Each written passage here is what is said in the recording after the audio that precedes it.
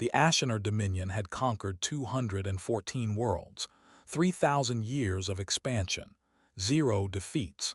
Their fleet numbered 40,000 warships. No species had ever made them retreat. This is not a story about that fleet. This is a story about the one file they never opened properly, a file marked in cold administrative text, species designation 9471, status, primitive, threat level, none. The file's subject called itself humanity. For 30 years, that file sat untouched in the Dominion's archives. For 30 years, humanity made sure it stayed that way. This is the story of what happened when the Dominion finally opened it again, and what they found waiting on the other side. The Ashenor homeworld orbited 3 suns. Its capital city, Vesseler, rose 4 kilometers into a violet sky. Spires of black alloy, fleets docked in orbit like silver teeth. Nothing on this world had ever known invasion. The Dominion's rise was written in blood, but written slowly, methodically, over centuries. World after world absorbed, species after species catalogued. Some joined willingly, dazzled by Dominion technology. Most did not have a choice. The Ashenor did not conquer with cruelty for its own sake. They conquered with patience, with inevitability. Every species they encountered eventually reached the same conclusion. Resistance delayed the outcome. It never changed it.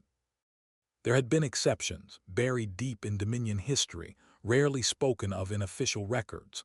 The Threll Uprising 400 years ago cost the Dominion 60 ships and 2 decades of unrest before it was finally crushed. The Vurin insurrection cost more. 90 ships, a full generation of occupation, an entire border sector destabilized for 100 years. Both were filed, eventually, as anomalies. Neither taught the Council the lesson it should have. The lesson was simple, and the Dominion had ignored it twice already before Sol's system ever entered the conversation. A species judged too weak to fight back was rarely actually weak. It was usually simply unwilling to fight on the terms it had been offered. The Threll waited 11 years before their uprising began. The Vurin waited 19. No one in the Council remembered those numbers the day Sol's system came up for review. 3,000 years is a long memory for a species, and a very short one for an institution. Institutions forget inconvenient patterns faster than any individual mind ever could. That forgetting would prove to be the single most expensive habit in Dominion history. Fleet Marshal Corvath Drays had commanded Dominion warships for 190 years. His species aged slowly. His patience aged slower still. He had accepted the surrender of 11 worlds personally. He had never lost a fleet. Corvath stood on the bridge of the Ashen Verdict, flagship of the 3rd Subjugation Fleet. 4,000 warships waited in formation behind him, enough firepower to sterilize a solar system in an afternoon. He had used far less on worlds that fought harder than this one was expected to. "Bring up the target file," Corvath said. An aide complied instantly. The display filled with a blue-green world, small, unremarkable. Designation 9471, the aide read aloud. Species, human, status, primitive. Corvath studied the readout without interest. Pre-industrial energy signatures 30 years ago, basic orbital technology, no known interstellar drive, no known weapons above chemical propulsion. "Why does the Council want this world?" he asked. "Resource surveys show rare mineral deposits," the aide answered, "and the system sits on a strategic corridor. 3 trade routes converge here." Corvath nodded slowly. "Primitive species make useful colonies," he said. "Compliant ones, usually." "The last contact report is 30 years old," the aide added. "Should we request an updated survey before we proceed?" Corvath considered the question for exactly 2 seconds. "They were primitive 30 years ago," he said. "Species like this do not advance quickly." "Proceed to Sol's system," he ordered. "Standard subjugation protocol." No one on that bridge questioned the order. The Council of 12 Suns governed the Dominion from an orbital station older than most civilizations it ruled. 12 seats, 12 species, one shared appetite for expansion. They received Korvath's deployment report with mild interest and less scrutiny. Sol's system had been on the expansion list for 3 decades. Councillor Vesk Anara, senior member of the Assembly, reviewed the file personally. She was old even by Ashenor standards, old enough to remember when the Dominion had fewer than 50 worlds. She read the 30-year-old survey twice. Something in it bothered her, though she could not name what.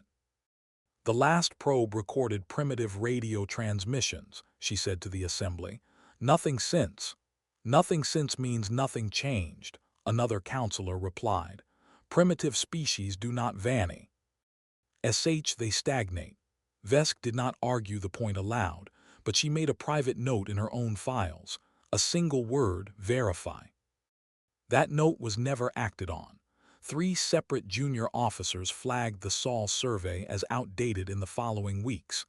Each flag was overruled by a superior citing budget constraints. The Dominion had 214 worlds to manage. Sol was low priority. One of those junior officers, a young analyst named Threlva, pushed harder than the others. She requested a new probe be dispatched before any subjugation fleet moved. Her request cited the Threl and Vurin precedents by name, the first time either had been mentioned in a briefing in over a century. Her supervisor rejected the request and noted in the file that historical comparisons to failed insurgent species were not relevant to a pre-industrial target. Threlva did not have the rank to appeal further. She filed her objection anyway, formally, in writing, knowing it would likely never be read. It sat in the Dominion archive for 2 years before anyone opened it again. By then, the officer who opened it was Korvath Drays, and the reading came far too late to matter. This was the first mistake. It would not be the last, but it was the one that mattered most because it was the one that was avoidable. Somewhere in that chain of dismissed flags, 30 years of silence should have raised an alarm. It never did.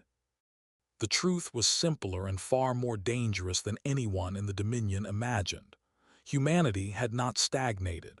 Humanity had gone quiet on purpose, and quiet for humanity had never once meant weak. 30 years earlier, a single Ashenor probe had entered Sol's system. It recorded Earth's technology level, logged its findings, and departed without incident. What it did not record was the meeting that took place in an underground facility beneath the Rocky Mountains 4 days later. 17 nations, 1 decision, no public record. The decision was this: Earth would never again show the stars what it was truly capable of, not until it had no other choice. Every visible human technology from that day forward would be capped, filtered, curated. The real work would happen somewhere the Council would never think to look. The first years of that decision were the hardest. Nations that had spent centuries competing for dominance over each other now had to share everything, hide everything, and trust each other completely, with no verification system beyond their own word. 3 attempts at betrayal were made in the first decade alone, each one contained quietly, without a single public headline. By the 15th year, the secret had outlived every person who might have wanted to break it for personal gain. A retired general, one of the 17 original signatories, gave a private briefing to his successor before he died, a tradition repeated every decade for 30 years. The galaxy will find us again, he told her. The only question is whether we're ready when it does. And if we're not, she asked, then it won't matter what we built, he said. So we build anyway, every year, no excuses. 30 years earlier, on the night the first Ashenor probe entered Sol's system, a satellite tracking station outside Canberra picked up the object first. It was small, silent, moving on a trajectory no human launch had ever plotted. The technician on duty that night, a woman named Priya Nair, did not sleep again for 3 days. Within 6 hours, every space agency on Earth with the capability to track it had confirmed the same impossible fact. The object was not one of theirs. It was not natural. It matched no known debris catalog, no known asteroid, no known comet. It held a stable orbit for 11 hours, recording, and then it left, accelerating away from Earth at a rate no human engine could match. By the time it crossed the orbit of Jupiter, it was gone from every sensor on the planet. The public was told in the following days that the object had been a decaying satellite fragment of unknown origin, re-entry unconfirmed. It was the first lie humanity ever told the rest of the galaxy, though the galaxy did not yet know it was listening. It would not be the last. It would, in fact, become policy. 4 days after the probe departed, 17 heads of state convened in a facility carved into the Rocky Mountains, built decades earlier for a different kind of catastrophe entirely. The meeting had no name. It appears in no public record from that era. Priya Nair, the technician who first tracked the object, was flown in under armed escort and asked to brief the room personally. She was 29 years old. She had never addressed a head of state before in her life. It surveyed us, she told the assembled leaders. Thoroughly. It recorded our communications, our military capability, our infrastructure. Then it left, in a direction we can't even properly measure at a speed our physics doesn't explain. A President Fr. One of the assembled nations asked the question that would define the next 30 years of human policy. Will it come back? I don't know, Nair said. But if it does and it decides we're worth taking, there is nothing on this planet that can stop it. Nothing close. The debate that followed lasted 11 hours. Some in the room argued for immediate, open announcement to every government on Earth, a species-wide mobilization built on transparency.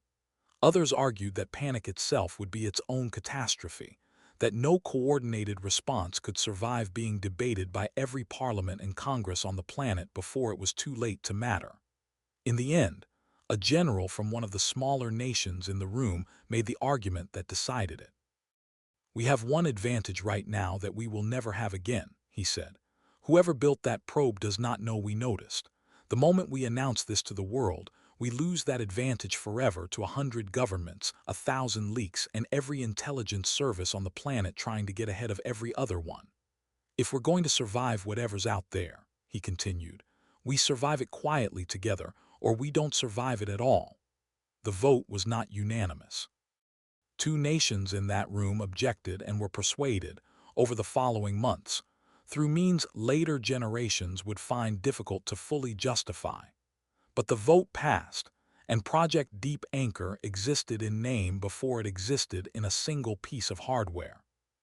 Priya Nair became one of its first 1,000 employees. She spent the next 30 years of her life inside a program that did not officially exist, working alongside engineers who believed, for years at a stretch, that they were building civilian infrastructure rather than a war fleet. She retired 4 years before the third subjugation fleet arrived. Having spent 3 decades preparing for a morning she was no longer certain would come in her lifetime. It came 6 months after she stepped down. She watched the battle unfold, like the rest of the world, on a screen, understanding better than almost anyone alive exactly what she was looking at. The 17-nation coalition that Deep Anchor grew from did not stay static across 30 years. By the 10th year, it had expanded to encompass every major spacefaring nation on Earth, folded into a single unified command structure with a name deliberately chosen to sound unremarkable: the Sol Coordination Authority. Its public face administered satellite traffic, asteroid mining rights, and orbital debris cleanup. Its private face administered 12 hidden shipyards, 4 secret colonies, and a fleet that would eventually number 12,000 warships. Maintaining 2 faces for 30 years required more than secrecy. It required a species willing to accept a discipline no single nation had ever managed to sustain before, across borders, languages, and generations of leadership turnover. Historians would later argue, in the decades after the battle, that the coalition's true achievement was not the ships themselves. It was that 30 years of the deepest secret in human history passed from government to government, election to election, crisis to crisis, without ever once fracturing under its own weight. No single invention had made that possible. Only the shared, unglamorous decision, renewed every year by people who mostly never lived to see the outcome, that the effort was worth making anyway. The third subjugation fleet crossed the outer edge of Sol's system on a gray morning, Earth reckoning. 4,000 warships, 400 kilometers of hull stacked wing to wing, enough mass to blot out starlight behind them. Corvath watched Earth grow larger on the main display and felt nothing resembling concern. Sensor sweep complete, an officer reported. No orbital defense grid detected, no fleet presence, minimal energy signatures on the planet's surface. As expected, Corvath said. He allowed himself briefly something close to satisfaction. 215th world, another quiet Tuesday for the Dominion. The fleet's forward elements broadcast the standard subjugation message on every frequency Earth was known to use. This system now falls under the jurisdiction of the Ashenor Dominion. Compliance ensures survival. Resistance ensures nothing. The message repeated for 6 hours. No response came. Species 9471 is not answering, the communications officer reported. They may lack the capacity to answer, Corvath replied. Continue advance to orbital range. He did not raise the fleet's shields. He did not see a reason to. 300 kilometers from Earth's orbit, the fleet's sensors picked up something new. A single signal, human in origin, broadcasting on an old analog frequency the Dominion's translators struggled to parse. It took 11 seconds to decode. It was 4 words long. Last chance, turn back. Laughter moved through the bridge crew before Corvath silenced it with a glance. Reply with the standard ultimatum, he ordered. They have 1 hour to signal compliance. The fleet continued its advance, unhurried, unafraid, utterly certain of the outcome. 41 minutes later, the fleet's forward sensor net went dark. Not damaged, not jammed, simply gone all at once across 1,100 separate sensor arrays. Report, Corvath snapped. Unknown, the sensor officer said. All forward telemetry lost simultaneously. No hostile contact registered before the loss. Corvath's patience, cultivated over 190 years, held for exactly 4 more seconds. Then the Ashen verdict itself lost main power for 6 full seconds, plunging the bridge into red emergency light. When power returned, 12 ships from the fleet's forward line were gone from the tactical display entirely. Explain this, Corvath said, and for the first time in a very long career, his voice was not entirely steady. No one on the bridge could explain it. 12 warships, 20,000 crew between them, vanished without a single detected weapon discharge from a species the Dominion's own files called primitive. A young weapons officer, barely into her 2nd decade of service, was the first to voice the question every officer on the bridge was already thinking. Fleet Marshal, what if the file was wrong? Corvath did not answer her.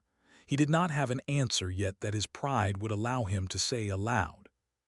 What the Dominion could not see, because it had never thought to look, was the truth of Sol System's outer defenses. 30 years of work, hidden in the dark spaces between planets where no Dominion probe had ever lingered long enough to notice. The Kuiper Belt was not empty. It was a fortress, built slow and quiet, one hidden shipyard at a time. Admiral Elena Cross had spent 19 years preparing for this exact morning. She stood in the command center of Bastion Anchor, a shipyard carved into a dwarf planet 3 billion kilometers from Earth. Her voice, when she gave the order, was calm. Engage stealth interdiction. Take their forward sensors first. Let them wonder. The weapon that erased 12 Ashenor warships was not a weapon the Dominion had a name for. Human engineers called it a graviton scythe. It did not explode a ship. It folded the space around it until nothing structural remained. No wreckage, no debris field, no warning before impact. 12 ships down, 0 human losses, a young officer reported, disbelief plain in her voice despite years of training for this day. That is phase 1 of our plan, Cross said. Not our victory, their confusion. Do not celebrate yet. She turned to the primary display where the remaining Ashenor fleet still advanced, unaware of how much had already changed. "Let them come closer," she said. "Let them believe this was an accident." Corvath, aboard the Ashen Verdict, chose to believe exactly that. "Environmental hazard," he told the assembled bridge crew. "An asteroid field, uncharted. Nothing more." It was the explanation his experience offered him, because his experience contained no category for what had actually happened. 3,000 years of Dominion history had never required one. "Continue advance," he ordered. "Full sensor caution. Deploy escort screen around the primary formation." The fleet compressed its formation, warships closing ranks around the flagship. It was a sound tactical decision against a conventional threat. It was exactly the formation Earth's defenses had been designed to punish. 2 hours later, at 80,000 kilometers from Earth, the fleet encountered its first visible resistance. 40 small vessels, angular and dark, rose from low Earth orbit in a loose defensive line. 40 ships, Corvath said, and something in his chest, old and unfamiliar, eased slightly. "This is more like it. 40 ships against 4,000. The math on its surface was not close." "Order them to stand down," Corvath said. "One final chance for compliance." The response came back in the same flat human voice as before. "Negative," it said. "Phase 2 complete on our end. Your turn." Corvath did not understand the phrase. He would understand it within the hour. The 40 human ships did not retreat. They did not advance either. They held their line at 80,000 kilometers, engines idle, weapons unreadable to Dominion scanners. Corvath found the stillness more unsettling than an attack would have been. "Sensor analysis of the human vessels," he ordered. "Hull composition unknown," the officer reported. "Weapon signatures do not match any database entry. Power output is. Fleet Marshal, power output readings are fluctuating beyond sensor calibration limits." "Recalibrate," Corvath said. "Recalibration complete, sir. The readings are correct." Corvath studied the 40 ships on his display and made the decision that would define the rest of his career, for better and for far worse. "Advance Escort W. ING Standard Engagement Pattern," he ordered. "Test their capability directly." 200 Dominion warships broke from the main formation. They accelerated toward the human line with practiced, contemptuous confidence. Aboard one of the 40 human ships, the Meridian's Watch, Captain Rosa Delgado watched the 200 Dominion vessels close the distance without a flicker of hesitation on her face. "Hold positions," she told her crew. "Shields at full. Nobody fires until I give the order." Her weapons officer, a man barely older than the ship's own commissioning date, gripped his console tighter than necessary. 30 years of drills," Delgado said quietly, mostly to herself. "Let's see if they worked." The 200 ships closed to firing range in 11 minutes. They opened fire in perfect, disciplined unison, a wall of directed plasma energy that had ended civilizations before. The 40 human ships did not move. The plasma wall struck something invisible, 40 kilometers short of its targets, and simply stopped. "Report," Corvath demanded, though some part of him already understood the answer would not comfort him. "Shield technology," the officer said, voice tight. "Unknown configuration. It absorbed the entire barrage without measurable degradation." Silence held the bridge for 3 full seconds. Then the 40 human ships fired back once together. The 200 Dominion warships did not explode. They folded, the same way the 12 forward sensor ships had folded hours earlier, space collapsing around their hulls until nothing recognizable remained. 200 ships, 300,000 Ashenor crew, gone in under 4 seconds without a single human vessel taking measurable damage. On the Meridian's Watch, no one cheered. Delgado had briefed her crew on that rule personally months earlier. "We don't celebrate killing," she had told them. "We celebrate surviving long enough to matter. There's a difference, and today we find out if we understood it." Her weapons officer lowered his hands from the console and said nothing at all. Corvath gripped the edge of his command console until the metal groaned under his fingers. "That is not possible," he said, quietly, to no one in particular. 3,000 years of Dominion supremacy had never prepared him for a sentence like the one his censor officer spoke next. "Fleet Marshal, the remaining 3,800 ships are requesting orders." "Full retreat to safe distance," Corvath said. "Regroup at 200,000 kilometers. No further engagement without direct authorization." The order went out immediately. The Dominion fleet, undefeated for 3,000 years, pulled back from a planet its own files had called primitive. On Earth, in Bastion Anchor's command center, Elena Cross allowed herself, finally, a single controlled breath. "Phase 3 complete," she said quietly. Around her, the command center did not erupt into celebration.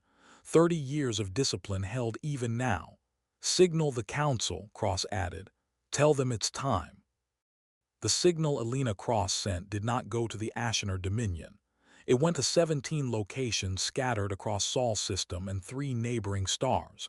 Hidden shipyards, hidden colonies, hidden fleets built in the dark for 3 decades waiting for exactly this morning. The message contained one phrase: "The mask comes off." To understand what happened next, the Dominion would eventually need to understand what had happened 30 years earlier, in a chamber beneath the Rocky Mountains, when 17 human nations stopped competing with each other and started planning for something far larger. They had watched that first Ashenor probe leave Sol's system in silence. They had understood, immediately and correctly, what its presence meant. A galaxy full of empires, and humanity was, by every visible measure, the weakest thing in it. The decision made that day was not a decision to hide forever. It was a decision to hide long enough to build without interference, long enough to grow without inviting conquest, long enough that when the Dominion finally came back, as every intelligence report predicted it eventually would, Earth would not be the primitive world in the file. Humanity's advantage had never been raw material or population. The Dominion, with 214 worlds, dwarfed Earth in both by a margin too large to calculate. Humanity's advantage was time spent unwatched, and a species-wide willingness to work toward a threat that would not arrive for decades.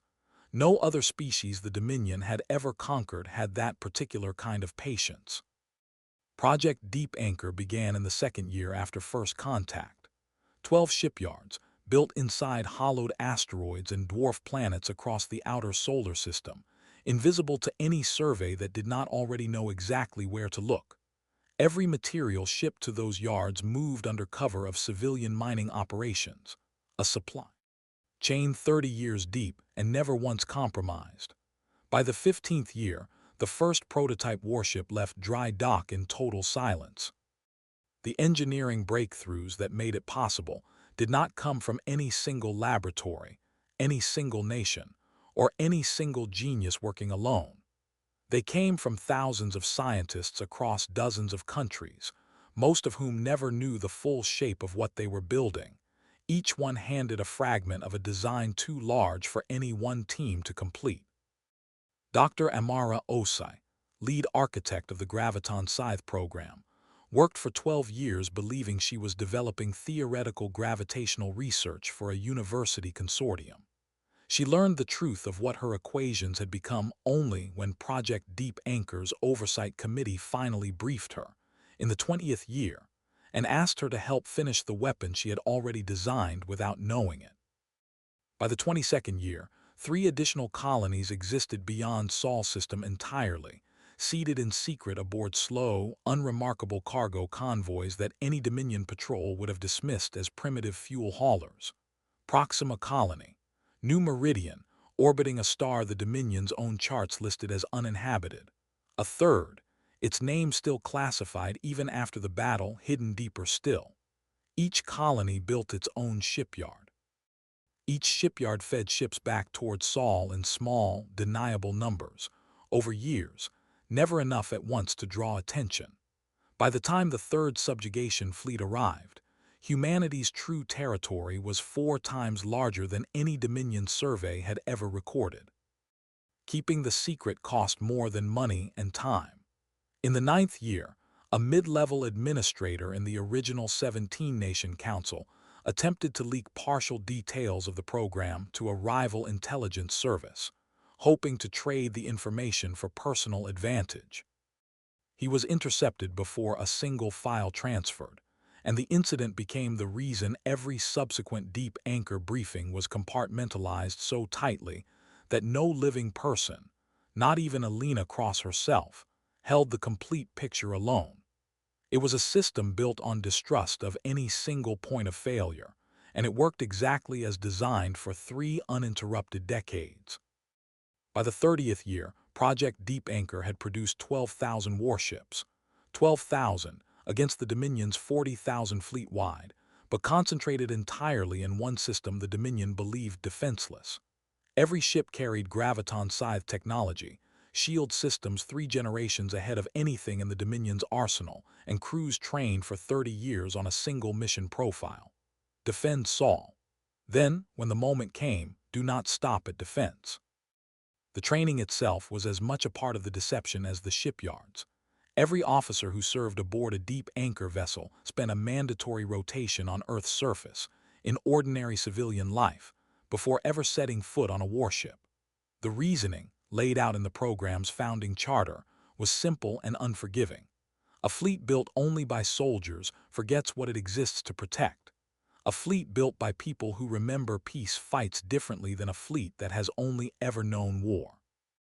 The Council of 12 Sons had called this world primitive.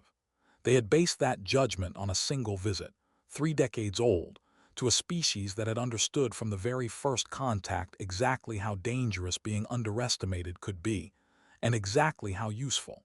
Humanity had not hidden out of fear. Humanity had hidden because hiding was the only strategy available to a species with everything to lose and 30 years to prepare.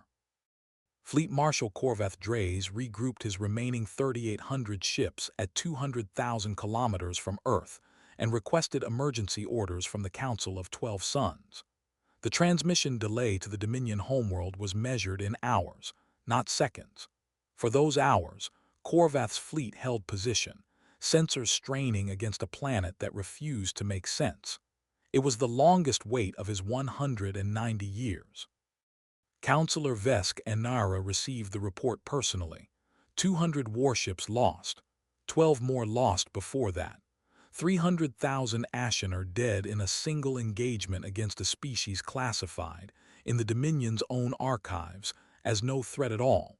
She read the report twice before speaking.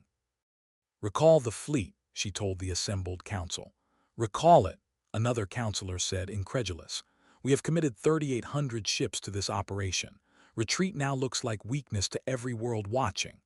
"Every world is not watching," Vesk said. "This world is the problem, and I do not yet understand what kind of problem it is." Her caution was overruled, 4 votes to 3, by councillors who had never lost a fleet and could not imagine what losing one truly cost. The order that reached Corvath was not retreat, it was reinforcement, 6,000 additional wars. Hips, drawn from 3 border fleets, ordered to converge on Saul system within the week. Total committed force, 9,800 warships, the largest single deployment in Dominion history. Corvath read the order twice. Something in him, old instinct built over 3,000 years of Dominion doctrine, told him this was exactly the mistake the enemy wanted him to make. He sent one final request back to the council before compliance. "Recommend full tactical reassessment before reinforcement arrives. This species is not what our files describe." The council's answer arrived 4 hours later, brief and final. "Reassessment denied. Proceed with reinforced engagement. The Dominion does not retreat from primitive species. Compliance is mandatory." Corvath stared at the order for a long moment. Then he gave the only response 3,000 years of service had trained into him. He obeyed. On Earth, the human fleet did nothing to interfere with the 6,000 reinforcements crossing the outer system. Alina Cross watched their approach on the display at Bastion Anchor without alarm. "Let them build the biggest fleet they've ever assembled," she said. Bigger targets are easier to plan around. Around her, 30 years of careful, patient work moved, unseen, into its final position. While the main Dominion reinforcement fleet crossed toward Saul, a separate detachment of 6 Ashenor scout vessels broke formation and moved instead toward a star system flagged, days earlier, in intercepted human communications traffic. The system had no name in Dominion records. It appeared on no survey. Its coordinates matched, almost exactly, the location humans quietly called Proxima Colony. The detachment's commander, a junior officer named Vorn, believed she had found an unguarded, undefended human settlement, ripe for easy conquest ahead of the main fleet's arrival. She was wrong within 4 minutes of entering the system. Proxima Colony's defenses activated the moment her scout ships crossed an outer perimeter no Dominion sensor had detected. Not a full fleet. 40 ships, the same number Earth itself had shown, positioned in the exact same disciplined formation, running the exact same doctrine. Vorn's 6 scouts were given one warning in flawless Ashenor script before a single shot was fired. "This system is defended," the message read. "Withdraw now, or do not withdraw at all." Vorn, unlike Corvath, chose to test the warning rather than heed it. Her 6 scouts opened fire on the nearest colony outpost, a small, unarmed mining platform on the system's edge. It was the only aggressive act any Dominion vessel committed against a civilian target during the entire war, and it was answered within 11 seconds. 4 of the 6 scouts folded into nothing. The remaining 2 fled the system at maximum acceleration, transmitting a garbled, half-coherent report back toward the main fleet as they went.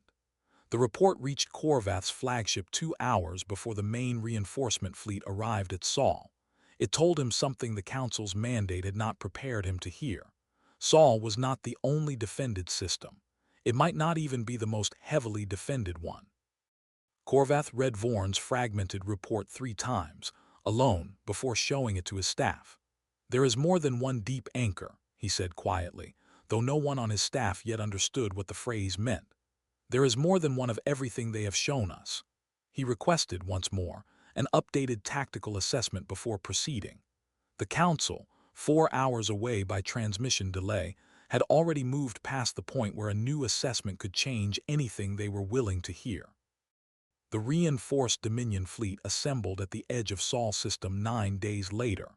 9,800 warships, 600 kilometers of combined hull mass.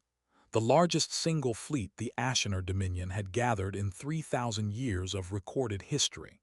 Corvath Drays stood at its head and felt, for the first time in his career, something disturbingly close to dread. "Full sensor sweep of the inner system," he ordered. "I want to know everything before we move one ship forward." The sweep took 6 hours. It found 40 human ships in visible formation near Earth, exactly where the previous engagement had left them. It found nothing else. "That cannot be their entire force," Corvath said. "No species defeats 200 warships with 40 and shows nothing more." He was correct, and he would not learn how correct until it was far too late to matter. The 12,000 ships of Project Deep Anchor did not wait in visible formation. They waited inside the asteroid fields and hollowed moons of the outer system, powered down to near total silence, exactly where 30 years of careful engineering had placed them. Not a fortress the Dominion could see. A trap the Dominion could not imagine existed. "Advance the full fleet," Corvath ordered because the sea. Council's mandate left him no alternative. Standard formation, full shields, no division of forces this time. 9,800 Dominion warships moved forward as one enormous, disciplined mass. It was, by every measure the Dominion possessed, an unstoppable force. It was also, by design no Dominion officer could have detected, moving directly into position. Elena Cross watched the enemy fleets advance from Bastion Anchor with the calm of someone who had rehearsed this exact moment for 3 decades. "They're centering their formation on the flagship just like the last engagement," she said. "That's their doctrine: concentrate strength, protect command." "It's also their weakness," her tactical officer added. "It's the only weakness that matters today," Cross said. Signal deep anchor, all shipyards. Execute Phase 5. The order traveled at light speed to 12 hidden shipyards and every dispersed unit of the deep anchor fleet. 12,000 warships, positioned across 3 decades of patient planning, began to move. Not toward Earth. Around the Dominion fleet, in a slow, silent envelopment that had started days before the Dominion reinforcements even arrived. By the time Corvath's fleet reached firing range of the 40 visible human ships, it was already surrounded on every axis. "Fleet Marshal," the sensor officer said, voice cracking with something between confusion and fear.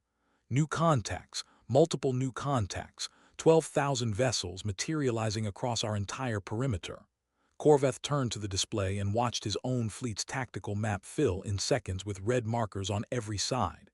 "That is not possible," he said again, the same 4 words he had used hours earlier, and they meant even less this time than they had before. "Fleet Marshal," the officer said. "They were never primitive. They were never even hidden badly. We simply never looked." The Battle of Sol System, as it would later be recorded in both Dominion and human histories under very different names, began in earnest at that exact moment. 12,000 human warships closed from every direction at once, graviton scythes active, shields at full power. 9,800 Dominion warships found themselves encircled by a force nearly 25% larger than their own, built entirely in secret, in a system they had spent 3 decades classifying as harmless. Corvath gave the only order his training allowed. "All ships, defensive formation. Return fire on my mark." The first exchange lasted 90 seconds. 400 Dominion warships folded into nothing under coordinated graviton fire, their return volleys absorbed almost entirely by human shielding. The ratio was not close. It had never been designed to be close. 30 years of secrecy had bought humanity a technological gap the Dominion's finest engineers would need a generation to understand, let alone close. "Concentrate fire on the nearest human formation," Corvath ordered. "Break their encirclement on one flank. Force an opening." 2,000 Dominion ships turned their full firepower on the northern human formation, a desperate, disciplined maneuver from a fleet that had never before needed one. For a moment, it worked. Human shields on that flank buckled under the concentrated barrage. Then Elena Cross's voice cut across the human battle network with 4 words. "Reinforce the north flank." 800 additional human ships, held in reserve exactly for this contingency, arrived within 90 seconds. The gap in the encirclement closed before the Dominion could exploit it. Corvath watched his one clear tactical opportunity vanish on the display in front of him and understood with total clarity that this outcome had been anticipated. Not hoped for, anticipated, planned for, rehearsed. "They knew we would try that maneuver," he said quietly. "Fleet Marshal, they knew everything," his tactical officer replied. "Every formation we've used in 3,000 years is in Dominion open records. They had 30 years to study every one of them." Corvath had spent his career studying enemy doctrine before every engagement. He had never once considered that an enemy might spend 30 years studying his. Not every moment of the battle favored humanity cleanly. In the second hour, a coordinated Dominion strike on the human fleet's eastern flank found a gap in the encirclement that Bastion Anchor's simulations had rated as statistically unlikely. 60 human ships took direct damage before reinforcements arrived, the Meridian's watch among them, its shields failing to 11% capacity in under a minute. "Hold the line," Delgado ordered her crew, voice steady despite the alarm screaming across her bridge. "Reinforcements are 90 seconds out. We have 90 seconds." Those 90 seconds were the closest the battle came to a genuine turning point in the Dominion's favor. 3 Dominion cruisers pressed the advantage, closing point-blank range on the weakened human line, close enough that graviton scythe deployment risked catching human ships in the same collapse. Delgado ordered her weapons officer to hold fire on the scythe and switch to conventional plasma cannon instead, a slower, cruder weapon, but one that would not risk her own formation. The improvisation cost the Meridian's watch its forward shield array entirely. It also bought the 90 seconds needed for the reserve wing to arrive. When the reserve wing struck, it struck with everything Bastion Anchor had held back for exactly this contingency. The 3 Dominion cruisers folded within 4 seconds of contact. The gap closed. The encirclement held. It was the only sustained damage any human vessel took during the entire engagement, and Alina Cross would later call it the single most valuable 60 seconds of the whole war, because it proved the plan could bend without breaking. By the 4th hour of battle, the Dominion fleet had lost 3,000 ships. Human losses stood at 140, most from a single miscalculated advance early in the engagement. The numbers, displayed side by side on Bastion Anchor's main screen, told a story the Dominion Council would spend years refusing to fully accept. Cross watched the numbers without satisfaction. "Signal Corvath's flagship directly," she said. "Give him the chance we promised ourselves we would give." The message that reached the Ashen verdict was short, translated into flawless Ashenor script by systems built for exactly this moment. "Fleet Marshal Corvath Drays, your fleet is beaten. Your reinforcements will not arrive in time to change that. Withdraw the survivors and we will not pursue beyond the system boundary. This is the only offer you will receive." Corvath read it twice, then looked at the tactical display, where 3,000 of his ships no longer existed and the rest were being slowly, methodically ground down. He understood, with a clarity that felt almost like relief, that the offer was genuine, and that accepting it was the only decision that would not be a total, unforgivable failure. "Full withdrawal," Corvath ordered. "All surviving ships, immediate retreat to the system boundary. Do not engage further." The order went out to what remained of the largest fleet the Dominion had ever assembled. 6,800 ships turned away from Earth, from the 40 ships that had first humiliated them, from the 12,000 that had finished the work. It was the first full retreat in 3,000 years of Ashenor Dominion history. Human forces did not pursue past the system boundary, exactly as promised. They held position instead, 12,000 warships arranged in a formation that made one fact unmistakable to every retreating Dominion sensor operator. This had never been the full extent of Sol Systems' defenses. It had been exactly as much as the situation required, and not one ship more. Corvath stood on the bridge of the Ashen verdict as it crossed back into open space, and allowed himself, for the first time since the engagement began, to actually think rather than simply react. 30 years. A single probe 30 years ago that recorded a primitive species and left. No follow-up survey. No verification. 3 separate flagged warnings, each one dismissed, each one correct. "We did this to ourselves," he said quietly, to no one the bridge crew could identify. The realization spread through the survivors of the 3rd Subjugation Fleet in stages, the way understanding of a genuine catastrophe always does. First came the numbers. 3,000 ships lost. 4.5 million Ashenor dead, more than any single engagement in Dominion history, against a species that had never fired a shot in anger for 30 recorded years. Then came the tactics. Every Dominion formation anticipated. Every doctrine countered.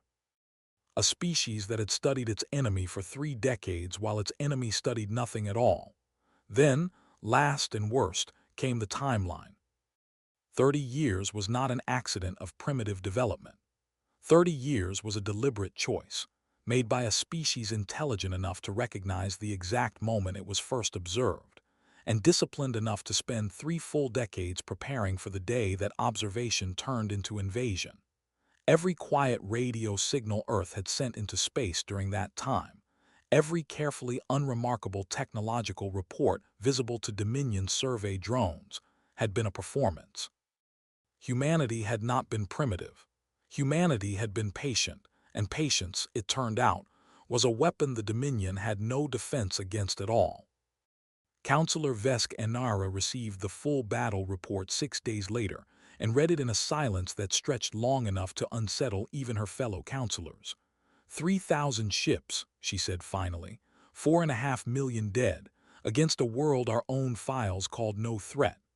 An anomaly, another counselor said, though his voice carried none of the confidence the word was meant to project. No, Vesk said, not an anomaly, a warning we were given and refused to read, 3 times. The council convened an emergency session that lasted 11 days. At the end of it, Sol's system was formally reclassified in every Dominion record, from primitive, threat level, none to a designation that had only been used 4 times in 3,000 years of Dominion history. Containment only. Do not engage without full council authorization. It was, in every practical sense, an admission that the Ashenor Dominion had just met something it did not yet know how to defeat. During those 11 days, a name surfaced in the council's internal review that few members recognized. Threlva Kess, the junior analyst who had flagged the outdated Sol survey 2 years before the invasion, was summoned before the assembly for the first time in her career. You requested a new probe, Vescanara said, reading from the recovered file. You cited the Threl and Vurin precedents. You were overruled. I was overruled, Kess confirmed. I did not have the rank to insist. You have the rank now, Vesk said, and the council in the same session created a new standing office answerable directly to itself, tasked with reviewing every dismissed threat assessment in Dominion archives on a rolling basis. Kess was appointed its first director. It was a small correction against a catastrophic loss, and everyone in that chamber understood the arithmetic did not balance. But it was, Vesk insisted over 3 dissenting votes, the only correction that mattered going forward. Not every counselor accepted the reclassification quietly. 2 members argued for an immediate second fleet, larger still, to erase the humiliation before word of it spread further across Dominion space. Vescanara opposed them directly, in the same chamber, for the first time in her long career willing to risk her standing on a single argument.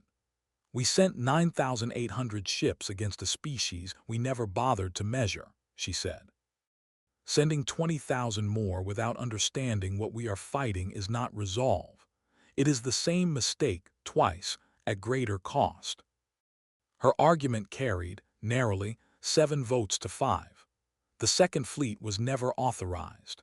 It was the closest the Dominion came, in the weeks after Sol's system, to repeating its own worst error, and the margin by which it avoided repeating it was thinner than anyone in that chamber was comfortable admitting aloud.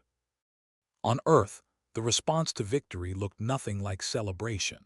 Elena Cross stood before the same 17-nation council that had authorized Project Deep Anchor 30 years earlier, most of its original members long retired, replaced by a second, and even a third generation of leadership raised entirely inside the secret.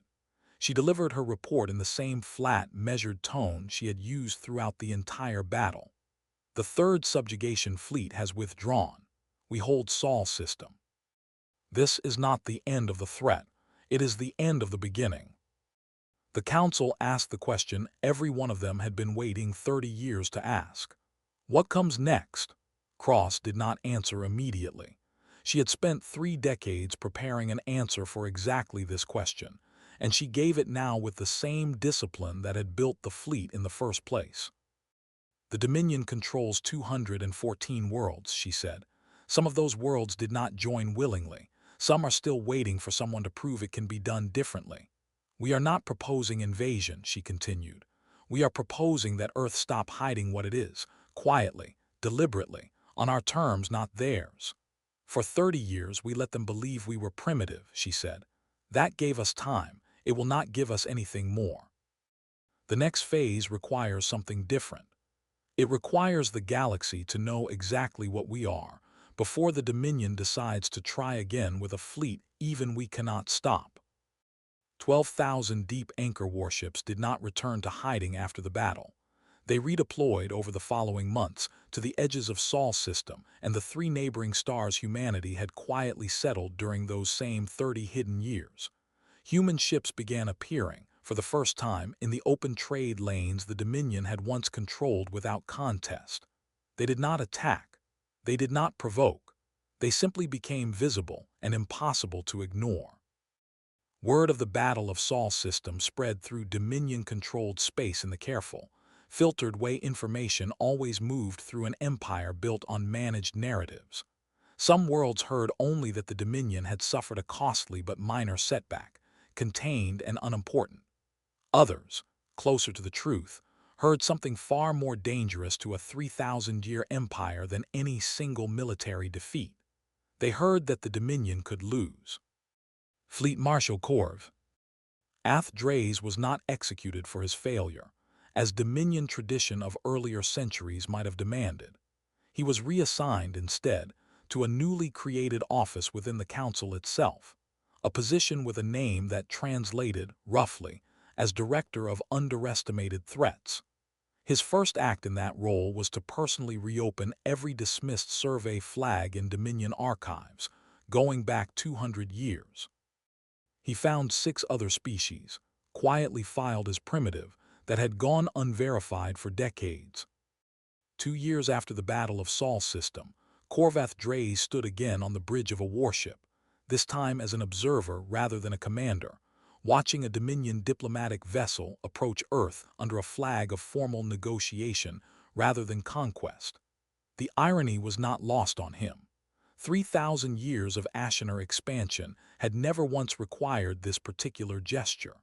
Humanity had made it necessary in a single afternoon. The negotiations that followed were slow, careful, and conducted entirely on Earth's terms. Sol System remained sovereign, protected by a fleet the Dominion now understood far better than it wished to. Trade agreements were signed. Borders were drawn.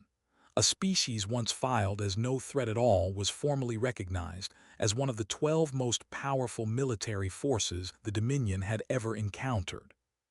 Councillor Vesk Anara, who had flagged the danger years before anyone listened, personally signed the final treaty. The negotiations that followed were slow, careful, and conducted entirely on Earth's terms. Sol System remained sovereign, protected by a fleet the Dominion now understood far better than it wished to. Trade agreements were signed. Borders were drawn. A species once filed as no threat at all was formally recognized as one of the 12 most powerful military forces the Dominion had ever encountered. Councillor Vesk Anara, who had flagged the danger years before anyone listened, personally signed the final treaty. The treaty itself ran to 400 pages, but its most consequential clause fit in a single sentence, one that Alina Cross had insisted on personally and refused to compromise on through 11 months of negotiation. Any world under Dominion authority would be permitted, for the first time in 3,000 years, to petition for independent observer status from a neutral third party, with Earth named explicitly as one such party. The Dominion Council fought the clause for months, understanding exactly what it implied, and signed it anyway, because the alternative was a diplomatic relationship with no relationship at all. Within a year, 6 worlds had filed the petition. Within 5 years, 41 had. News of the clause spread through occupied Dominion territory faster than any battle report ever could.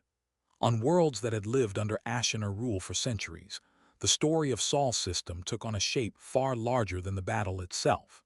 It was retold not as a tale of human victory, but as proof of something the Dominion had spent 3,000 years insisting was impossible. An empire that had never lost could still be made to answer for the ones it had underestimated. Fleet Marshal Corvath Draze returned to Earth once more, 5 years after the treaty was signed, this time without a warship at all, traveling instead aboard the same kind of civilian transport the Dominion had once dismissed as beneath its notice. He requested, and was granted, a private meeting with Alina Cross, one final conversation neither of them ever fully disclosed to their respective governments. What is known is that he left Earth carrying a single physical object, a small brass compass recovered from a decommissioned human research vessel, a relic from an era before Deep Anchor even began. He kept it on his desk in the Office of Underestimated Threats for the remainder of his career. A reminder, he told the few who asked, that the most dangerous thing in the galaxy was never raw power. It was an assumption left unverified. She asked to meet Alina Cross once before the ceremony concluded, an informal request granted with equal informality. 30 years, Vesk said, studying the human admiral across a table built for a species far larger than either of them. You built all of this and told no one for 30 years. We didn't build it to hide forever, Cross said. We built it because we understood something your council never bothered to check. What was that? Vesk asked. Being called primitive isn't a threat, Cross said. It's an opportunity. Nobody prepares for a fight against something they've already decided can't win. Vesk considered the answer for a long moment. And now, she asked, now that the galaxy knows what you are, now we stop being quiet, Cross said. But we don't stop being patient. Those were never the same thing. The Battle of Sol System became, over the following decade, the defining case study at every Dominion military academy across 204 worlds. Cadets were taught the same lesson in every version of the story, told from every possible angle. Never trust a 30-year-old file. Never assume silence means weakness. Humanity did not conquer the Ashenor Dominion in the years that followed. It never tried to. It simply became something the Dominion could no longer ignore, dismiss, or file away under a designation that meant nothing.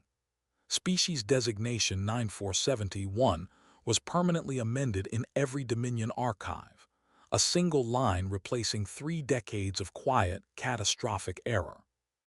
The Council had called Earth primitive. Earth had let them believe it for exactly as long as it needed to, not one day less, not one day more. Somewhere in the Dominion archives, a new file waits, marked with a designation number the Council has not yet assigned. It concerns a second human colony fleet, detected 8 months ago, moving toward the edge of known space in a direction no survey has ever charted. No one on the Council has authorized an investigation. No one, after Sol System, is entirely certain they want to know what they would find.